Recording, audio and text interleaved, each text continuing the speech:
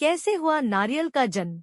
हिंदू धर्म में नारियल का विशेष महत्व है। नारियल के बिना कोई भी धार्मिक कार्यक्रम संपन्न नहीं होता है। नारियल से जुड़ी एक पौराणिक कथा भी प्रचलित है, जिसके अनुसार नारियल का इस धरती पर अवतरण ऋषि विश्वामित्र द्वारा किया गया था।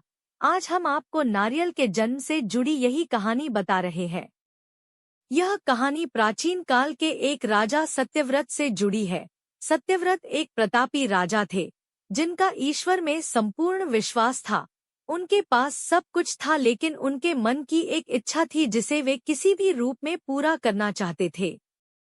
वे चाहते थे कि वे किसी भी प्रकार से पृथ्वीलोक से स्वर्गलोक जा सकें। स्वर्गलोक की सुंदरता उन्हें अपनी ओर आकर्षित करती थी, किंतु वहां कैसे जाना है, यह सत्यव्रत नहीं जानते थे।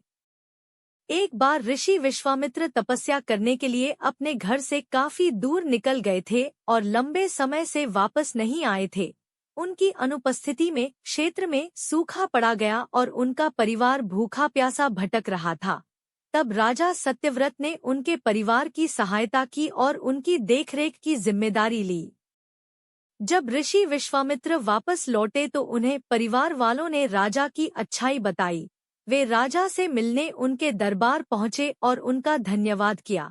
शुक्रिया के रूप में राजा ने ऋषि विश्वामित्र द्वारा उन्हें एक वर देने के लिए निवेदन किया। ऋषि विश्वामित्र ने भी उन्हें आज्ञा दी।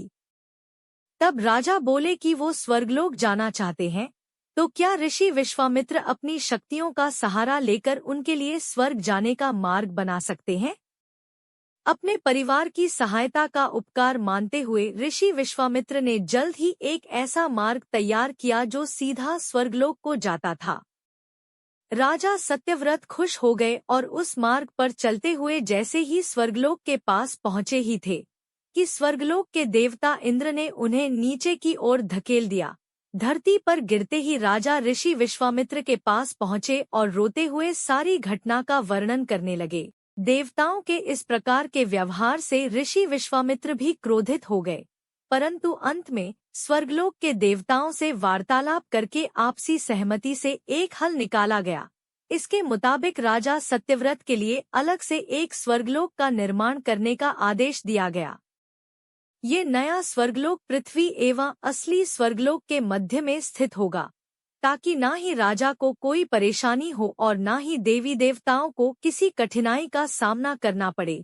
राजा सत्यव्रत भी इस सुझाव से बेहद प्रसन्न हुए, किंतु ना जाने ऋषि विश्वामित्र को एक चिंता ने घेरा हुआ था। उन्हें यह बात सता रही थी कि धरती और स्वर्गलोक के बीच होने के कारण कहीं हवा के जोर से यह नया स्वर्गलोक डगमगा ना जाए। यदि ऐसा हुआ तो राजा फिर से धरती पर आ गिरेंगे। इसका हल निकालते हुए ऋषि विश्वामित्र ने नए स्वर्गलोक के ठीक नीचे एक खंबे का निर्माण किया, जिसने उसे सहारा दिया। माना जाता है कि यही खंबा समय आने पर एक पेड़ के मोटे तने के रूप में बदल गया और राजा सत्यव्रत का सिर एक फल बन गया। इसी पेड़ के तने को नारियल का पेड़ और राजा के सिर को नारियल कहा जाने लगा।